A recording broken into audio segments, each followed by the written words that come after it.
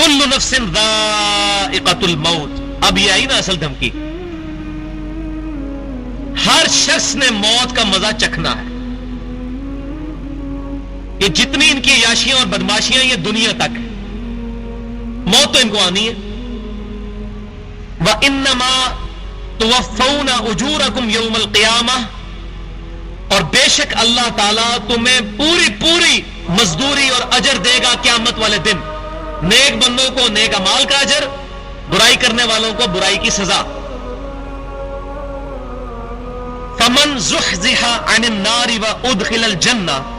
تو جو کوئی بچا لیا گیا آگ سے اور جنت تک پہنچنے میں کامیاب ہو گیا, فقد فاز, تو بے شک وہی اصل کامیاب ہوا. یہ ہے اصل سکسیس کہ قیامت والے دن اللہ تعالیٰ کے غضب کے مقام جہنم سے بچ کر اللہ کی رحمت کے مقام جنت تک پہنچنے میں انسان کامیاب ہو جائے, اور وہ انبیاء کرام علیہ السلام کے طریقے پر چلنے میں. وَمَا الْحَيَاةُ الدُّنْيَا إِلَّا مَتَاعُ الْغُرُورِ. اور دنیا کی زندگی تو نہیں ہے مگر دھوکے کا سامان. یہ دنیا کی زندگی انسان کو پتہ بھی نہیں چلتا کتنی تیزی کے ساتھ وقت گزرتا چلا جاتا ہے.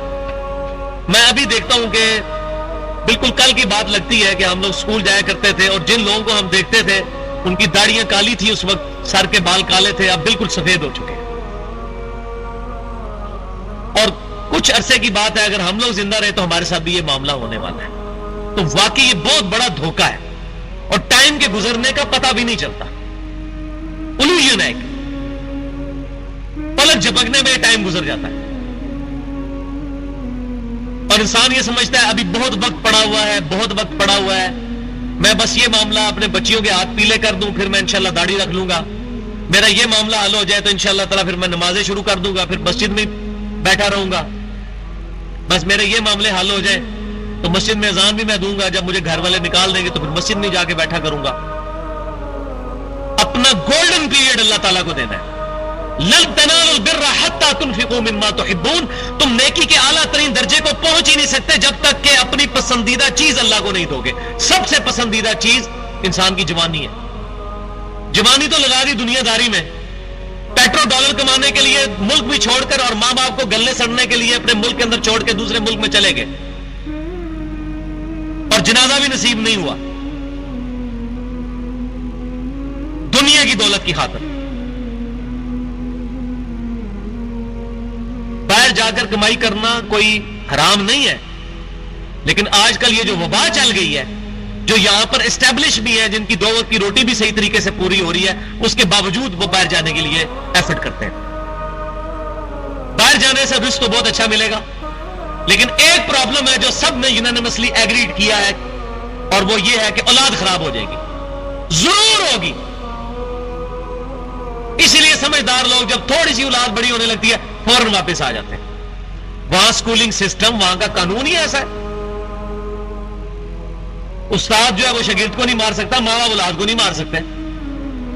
اور پھر آتے ہیں لوگ, پوری زندگی انہوں نے داڑیاں رکھی ہوتی ہیں, نمازیں پڑھی ہوتی ہیں, اور بچی کو ایک سکھ کے ساتھ بھاگ گئی, کوئی عیسائی کے ساتھ. میرے پاس تو لوگ آتے ہیں ایسے, بتاتے ہیں خود واقعات, اب وہ آخری وقت میں خالی بیٹھ جاتے ہیں. تو یہ دنیا کی زندگی دھوکہ ہے. وَلِيَعُوذُ بِاللَّهِ تَعَالَى.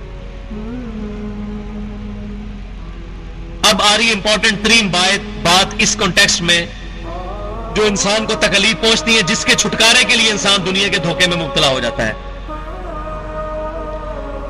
لَتُبْلَوُنَّ فِي أَمْوَالِكُمْ وَأَنفُسِكُمْ. تمہیں ضرور آزمایا جائے گا تمہاری جانوں اور مال کے ذریعے.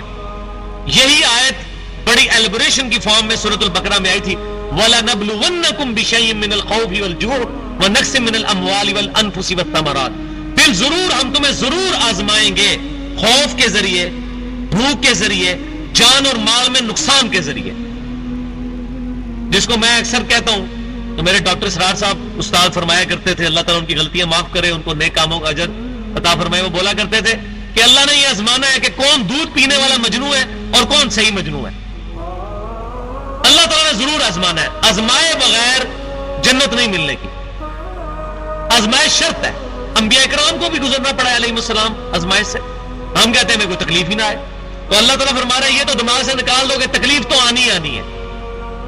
یہ نہ رکھو گے جی جناب وہ 2 وقت کی روٹی نہیں پوری ہوتی جی، یہ مسئلہ ہوگا جی، فلاں مسئلہ. جن کے پاس ہے ان کی بھی روٹی نہیں پوری ہوتی.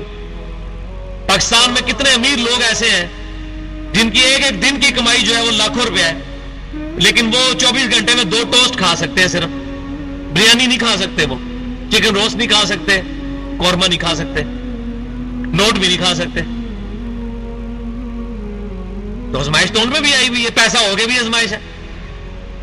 جب بچہ گھر میں ایسا کوئی بیمار ہے کہ سارا پیسہ اس بچے کے علاج پہ لگ رہا ہے. اس طرح کے بہت کیسز ہیں. تو اللہ تعالیٰ ہمارے ضرور ہم تمہیں آزمائیں گے مال اور جان کے نقصان سے. وَلَا تَسْمَعُنَّ مِنَ الَّذِينَ أُوتُوا الْكِتَابَ، اور تم یقیناً سنو گے اہل کتاب سے،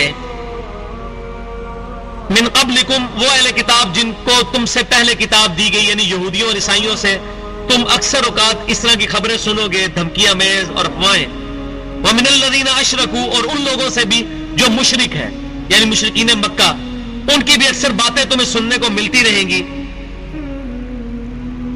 اذًا کثیرا، ایسی باتیں کثرت کے ساتھ جو تمہیں تکلیف پہنچانے والی ہوں گی. لیکن اللہ تعالیٰ فرما رہا ہے ٹینشن نہیں لینی. وَإِن تَصْبِرُوا، اگر تم صبر کرو گے، وَتَتَّقُوا، اور تقوی اختیار کرو گے، فَإِنَّ ذَلِكَ مِنْ عَزْمِ الْأُمُورِ، تو بے شک یہ تو بڑی ہمت کے کام ہے.